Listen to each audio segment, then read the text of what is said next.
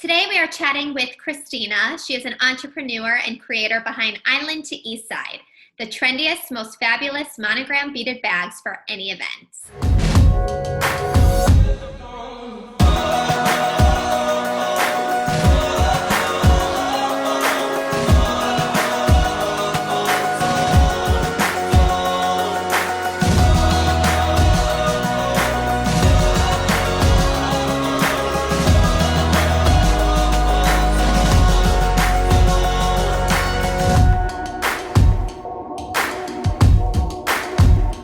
Hi, so today we are chatting with Christina. She's an entrepreneur and creator behind Island to East Side. They're monogram beaded bags that you could wear for any event. Hello, well, thank you so much for joining us today on the podcast. Thank you so much for having me. I'm so excited to be here. So I'm obsessed with your bags. I even have mine right here with me. I got this for my wedding. Oh, you're so cute. I love it. Postponed, which you're a Corona bride too, right? Yes, I am. So I'm so happy that we can relate in this realm, because it's definitely been a tough year for everyone, obviously, but brides especially. And having, such a big bridal business with the bags, of course, like you mentioned, my heart goes out to everyone that is in our situation. So absolutely. Okay, so I want to talk about you as an entrepreneur and your company. So I remember when I first saw your bags online, I was like, oh my gosh, this is like the hottest thing. I need to have this. Kind of backtrack a little bit, because I want to talk about you where you had a full-time career, and then what made you kind of jump and start your own business. Sure. I always really knew, to be honest, that I wanted to work for myself. Even in college, honestly, going back as far as remembering my high school years, I feel like I always had this very hustle type mentality. Just loved work, loved making money from a very young age. So obviously, after graduating college, I think that it's pretty typical of our generation to be advised, you go into corporate and you start your career and you make your mark. So I did exactly that. And I ended up I graduated with a degree in fashion merchandising. So I ended up, my first job was in corporate sales for a large apparel company, which I absolutely loved. And it was the type of thing that I kind of fell into sales instead of merchandising, which I was happy with because I'm a people person. I love chatting and I love selling. So I stuck with that for about 7 years. And honestly, it sounds so cliche, but I had this itch inside to just want to start something of my own. So I had a jewelry business when I was younger, kind of like selling in home, a little like social selling type of business. So you've always had that entrepreneur in you. Yeah, I really did. And I think it just sounds so cliche, but it's honestly the truth. Right. And I think it's one of those things that you either have it or you don't. Mm-hmm. And I've kind of it's always been a part of my nature. But I think too, it's, there's so many people who have so many ideas and they're like, I would love to start this business. Yeah. And there's a lot of people who get comfortable in their 9 to 5, and it's scary to take that jump because you don't know if it's going to succeed or fail. For sure. So when you were kind of making that decision, like, I know I want to do this, and you went with your gut and you did it. Can you talk about that experience? It was a struggle. I will not discount that one bit. I started this company in November of 2017, and I didn't leave my full-time job, which was very demanding, to be completely honest, until September of 2019. So it was almost 2 full years that I was working full-time. I don't even want to say like 9 to 5, because that really wasn't the culture of where I was at. Right. And then doing this on the side. So it wasn't something that I just jumped right into. And to be completely honest, it wasn't a decision that I made very lightheartedly. Mm-hmm. I think that obviously, all of the risk factors that are associated with starting your own thing kind of come into play. And of course, what you should or shouldn't do's, are constantly playing in the back of your head. But it got to a point where I just felt like it's now or never type of a thing. And I knew that if it wasn't a risk that I took and something that I invested in myself in doing, I would probably regret it my whole life. So finally, I took the jump, but it definitely took me about 9-10 months to make the decision. I was deliberating for a really long time. And then what advice would you give to people who are thinking about making that jump?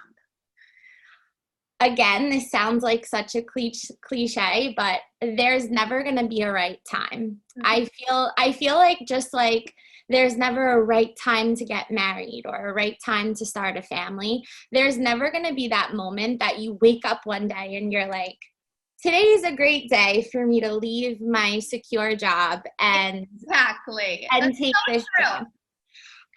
And I know that because the type A perfectionist or recovering perfectionist that I am, I had that I was holding on to that. I was waiting for the day that I woke up and I was like, I'm ready today. You're never going to be ready. So if you feel unsettled, if you feel torn, I would say then the decision's already been made for you and you just have to do it. I love that. And I think you have to be ready to accept that there's going to be mistakes. There's going to be crazy challenges. Yep. It's not going to be easy. It's not going to be easy. I mean, I could speak to that firsthand just because of what's going on in the world with the pandemic. I left in September 2019, as I mentioned. So I had like 5 hot months where things were normal pre-pandemic, and I was running my own business. I was, working for myself for like 5 minutes before all of this started to happen. So there's going to be challenges, and it's not everything's going to be wrapped up in a pretty red bow. And it's been a struggle. I would never discount that, but nonetheless, it's not something that truly I've never looked back and said I should have stayed. Yeah. Okay, so let's talk about the product and the brand right now. So is your whole thing surrounded around the bags, or are you branching out in other ways? Can you tell everybody a little bit about the brand? Sure. So yes, we definitely see our core customer gravitating towards the bags, and that is what we are known for. Absolutely, our hand beaded custom bags. However, I think that there is such an interest in our brand right now and who we are as people that I am trying to pivot away from being known as a handbag brand to being known as a custom brand and a lifestyle brand. So yes, there are new products coming. We've already ventured out into a couple different accessories. We had a denim jacket launch. I loved the jean jackets, and I think that's the perfect gift. I mean, everybody's doing that when somebody gets engaged, like the name on the back. I was going to get one for my sister. Obsessed with those. Thank you. So yes, the denim jackets was our first apparel play. And then we've had a couple other smaller accessories, pouches, mask chains, and then done a couple collaborations with some other brands on items that they specialize in. So yes, we are definitely starting to branch out, and there's a couple really exciting things in the works for 2021 that are completely new product categories that we've never had. So I am so excited because I've been following along this whole time, and I just can't wait to see what else you guys create. So are you all online, or are you in any stores? Like, where can people shop? The bulk of our business is primarily e-commerce through our site, through our brand shop. We do wholesale as well to a good number of boutique stores across the nation. We've actually had even some interest globally, internationally, which is pretty exciting. But we are primarily D2C and e-commerce based. And I read your blog article, which I just love. This is kind of going back a little bit about taking that jump to start your own company. So there were a few points that like really stuck out to me that I wanted to talk about. So I'll just say them and then we can kind of talk through them. So the first one was talk about mixing business with pleasure. Know what you're good at and get help on the rest. Perfection is the enemy of profit. I loved that one. And then follow your gut. So let's talk about like those 4 points. Sure. Okay, so I guess I'll start off with your first. This age-old saying of that you can't mix business with pleasure is something that I personally do not believe. I work with, I go into this in the blog in a bit of detail. My first hire for Island to Eastside was my youngest sister, Gabrielle. She's 6 years younger than me. So we've been working together on this for 2 years, a little over 2 years actually. And my second hire was one of her best friends from college, Hannah, who's our art director. So those are our my first 2 full-time employees were far from just business relationships. Did it cause any fights at all working with like your sister and her best friend? Like, did you find it challenging at all? It's definitely challenging at times, but never any fights, we've never had, and I wouldn't, if I ever saw it heading in that direction, it's something that I just wouldn't be comfortable putting my business at risk for. Honestly, if anything, I think as sisters, it's made our relationship grow, and we've been challenged in different ways, but it's made our communication better. It's made our relationship better. So I see it all as a positive. But what I kind of go into in the blog is that my core belief is you know who you can work with, and you know who you can't work with. So it doesn't really matter if that person is family or is a friend.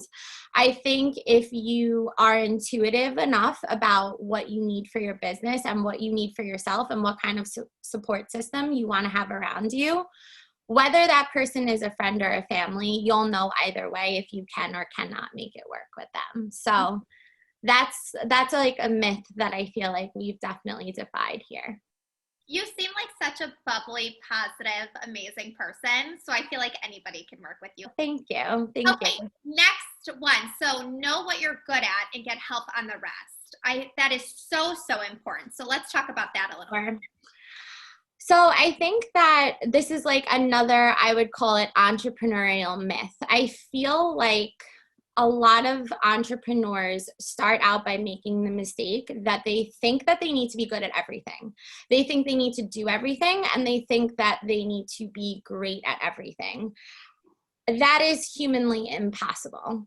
And I think the quicker that you learn that you don't need to be good at everything, and you can ask for help, and you can outsource and still be a really successful entrepreneur, for me, and I think for most, that is the second that your business makes a pivot, because you then can make the time investment in the things that only you can do and the things that you are great at, and then get help on the rest. Mm-hmm. And again, I mentioned that I said I was like a recovering perfectionist, which I think comes up in one of the points a little bit later. I love to refer to myself as that because I have always been very type A, definitely a perfectionist, definitely had that attitude of, if you want a job done, you have to do it yourself. Mm-hmm. And I really think that you could get yourself into trouble having that type of mentality being an entrepreneur, because there's just not enough hours in the day. Yeah, perfection is the enemy of profit. And it's funny because I'm also a type A personality, and I work very fast, and I work in the entertainment industry. So everything has to move so, so fast. And sometimes like I always say, start before you're ready, like just jump in, dive in. And then my mom's a TV producer. So she's a little bit the other way because she's a perfectionist. So sometimes it takes her a little bit longer. I've learned through my own personal experiences that perfectionism, kind of like your mom, has slowed me down. And I think that there is something to be said about wanting things done right and vetting through all opportunities. And you need to pick and choose which ones you are going to obsess over. Mm-hmm. For me, this really resonated in the beginning when I was launching the brand and launching the website and the Instagram. It's really easy to get caught up in like all of the things that you don't have, budget for the professional photography and videography and having the site be exactly how you want. And for me, it was a point where I really realized that I either needed to get past my perfectionism so that I could start being profitable and making money and focusing on sales, or kind of be held back by it. That fear of like holding on to something until it's perfect. You kind of just have to like let it out into the world. We are going to play a game called Let's Make Waves, aka Spilling the Tea, where I want you to say the first thing that comes to your mind when I ask you a question. Okay. No filter, just dive in. Okay. First thing, greatest single achievement in your career? I would say that it is being able to leave my full-time job to run Island Teaside full-time. Biggest inspiration? For me, I would say it's a person, and it was my last boss at a corporate job, and her name is Amy. Biggest regret? Also about my last job, not leaving it sooner and not trusting in myself to run Island to East Side full-time sooner. Favorite place to shop? That's a tough one. I literally do not discriminate with shopping, so I can't even name a singular place. I love them all. Anything, I'm like a see it, buy it, love it type of a person. Favorite current fashion trend? That's a tough one too. I think I would have to say, although this is like a little bit of old news at this point, probably tie-dye. The girls in the office would definitely agree. They make fun of me like all the time because I have about 800 tie-dye sweatshirts. So I love tie-dye. I have to go with tie-dye. Tie-dye's amazing. I have all the sweatsuits too as well. And then biggest splash you ever made in the industry? It's funny you're asking that because someone actually kind of asked me the same question last night, actually. And I feel like for me, there's never been this like aha big break moment. It's really just been like a very slow, consistent, and gradual incline. So I don't know, maybe it hasn't happened yet. Well, you are such a success, and I've been following your brand, like I said, from the beginning, and I'm going to buy so many more. I want to actually get bags for all my bridesmaids, so I'm going to be your best customer. I have no doubts that the both of us will get the wedding we deserve one day. Yes. Well, all of us. We all deserve it, and we're going to have it. I know it. We will. Thank you so much. It was so nice to meet you. So nice to meet you too. This was so much fun.